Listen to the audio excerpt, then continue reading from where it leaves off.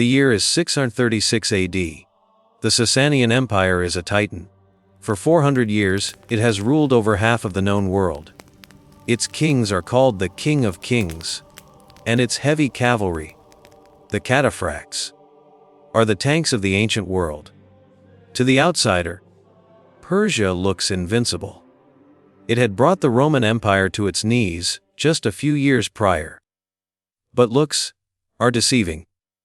Beneath the gold and the silk, the empire is rotting from the inside. A storm is gathering in the southern deserts. An army of light cavalry, fueled by a new faith, is coming. This is the story of how a 400-year-old superpower collapsed in less than a decade. Not just by the sword of the enemy, but by the dagger of betrayal.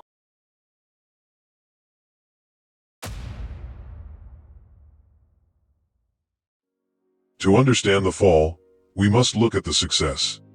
King Khusro I had expanded the empire to its greatest extent. But his endless wars with Rome had bankrupted the treasury and exhausted the people. Then came the internal blow. His son, Shiruyeh, was hungry for power.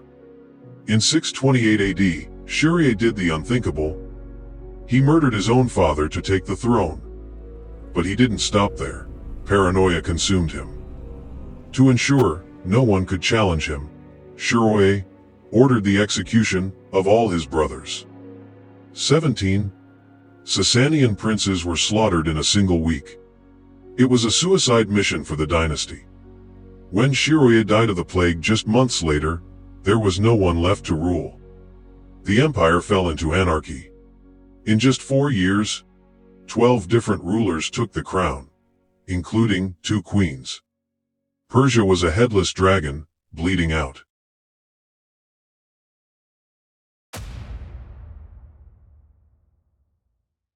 Desperate for stability, the nobles found the last surviving grandson of the royal line, Yazdegerd III. He was only 8 years old. He was the symbol of hope, but he inherited a sinking ship. While the politicians fought in the palace, a new threat emerged from the Arabian Peninsula. The Muslim Caliphate was united and expanding. The defense of the empire fell to Rostam Farrokhzad, the general of the army.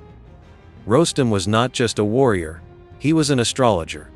Legend says he studied the stars and saw the fall of Persia coming. He begged the young king, "Do not fight them in the open field. Let us use diplomacy and money." But the proud nobles and the young, inexperienced king refused. They demanded war. Reluctantly, Rostam rode to his doom.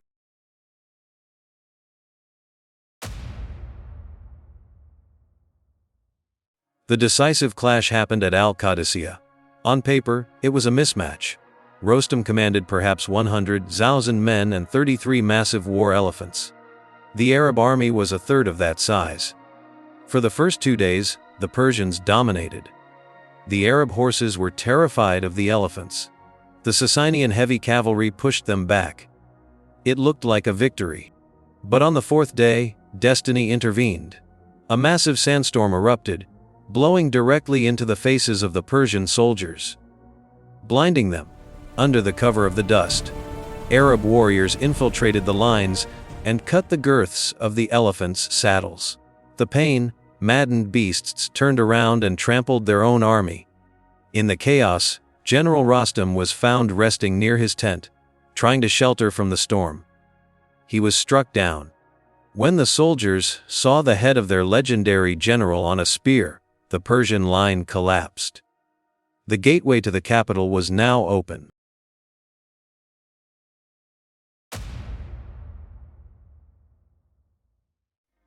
Yazdegerd III fled the capital, leaving the greatest city in the world undefended. When the Arab forces entered the White Palace of Ctesiphon, they were stunned.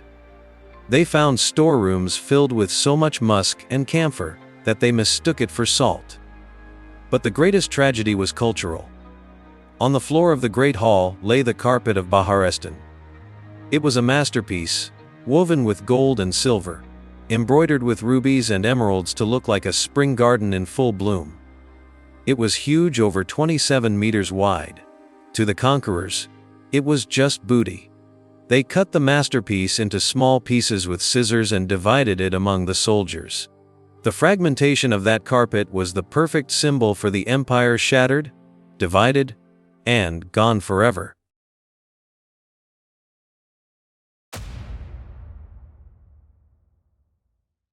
For 10 years, Yazdegerd III became a fugitive king. He traveled east, from Isfahan to Khorasan, begging his local governors for an army, but the empire had fractured. Local lords, seeing the power shift, refused to help him. In the city of Merv, the governor betrayed him to the enemy. Yazdegerd escaped the city alone, tired and broken. He took shelter in a humble watermill near the river. It ends like a Greek tragedy. The miller, a simple peasant, didn't know who his guest was, but he saw the gold embroidery on his clothes and the jewels on his sword. While the King of Kings slept, the miller murdered him for his jewelry and threw his body into the river. The heir of Cyrus the Great, killed by a common thief in a dusty mill.